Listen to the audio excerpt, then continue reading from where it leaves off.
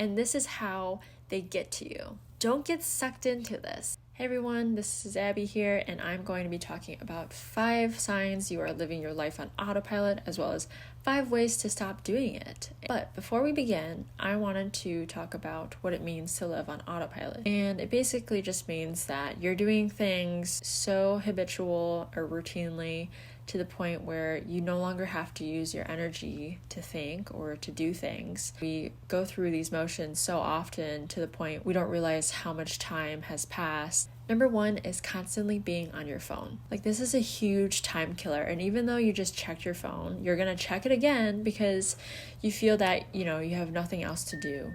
And our phones prevent us from needing to think because of all the apps that are available, as well as social media. We have all these different notifications popping up, text messages, and everything is just there to basically consume your life, to really pull you away from reality.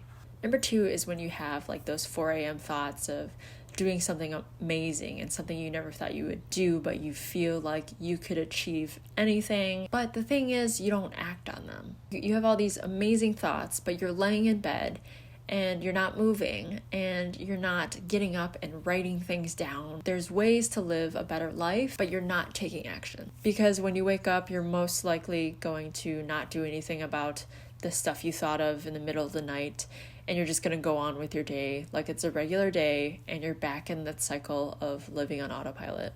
Number 3 is when you dread your mornings. You literally have no motivation to get up. It's hard to wake up and you just want to get more sleep, and you don't have anything to look forward to. Number 4 is when you feel stuck. You don't like your current lifestyle or your job or both, yet you feel like there's no way out. You feel like you don't know where to start if you wanted to do something different, and you feel like there's no way that you could change things. And number 5 is when everything becomes a routine. Let's say if you did things from Monday through Friday and you overlapped all of the days, and if they mirror each other, then that means that you're doing the same things over and over again, and you can't tell the difference between any of those days. Now, I'm not saying routines are bad, but if you're in this cycle of being too comfortable, like for instance, working a 9-to-5 job, coming home, doing the things you need to do, and then getting ready for the next day and repeating it, if you're not happy with that, then there are definitely ways you can fulfill your lifestyle by optimizing each day instead of reliving the same day. So now I'm going to tell you 5 ways to stop living your life on autopilot. The first one is productivity journals. These are really helpful to keep track of whether you are doing a lot of productive things each and every day, and if not, you could still track it, because when you track a lot of days of not doing anything, you begin to realize like, wow, I really need to change my lifestyle or do something about this, because if I'm not going to change my habits right now, I'm going to still be not productive. Number 2 is explore your interests. And in order to do this, you need to have an open and positive mindset. You also can't have a mentality of, I'm not good enough, or this is too hard, even though you haven't started yet. Give it a shot and try it out. If you realize you don't like it, great. Now you are one step closer to figuring out what's next and what may interest you. Number 3 is taking a break from social media, which I have talked about this in my previous videos. I will link it down below. But taking a social media break allows you to find clarity as well as a focus in your life. You're not clouded by other people's ads on their life. It is all about you.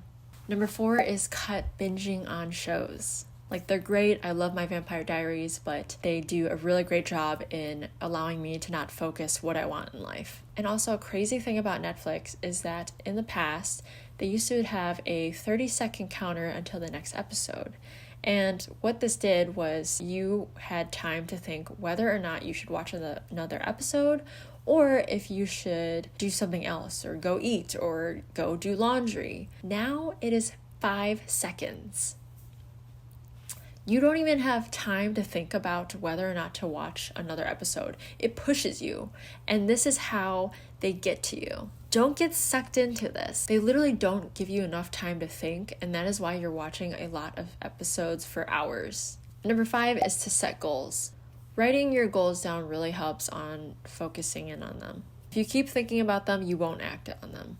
And that's why it's important to take action. I hope this helps, and I hope you're not living your life on autopilot, because now is the time to make that change.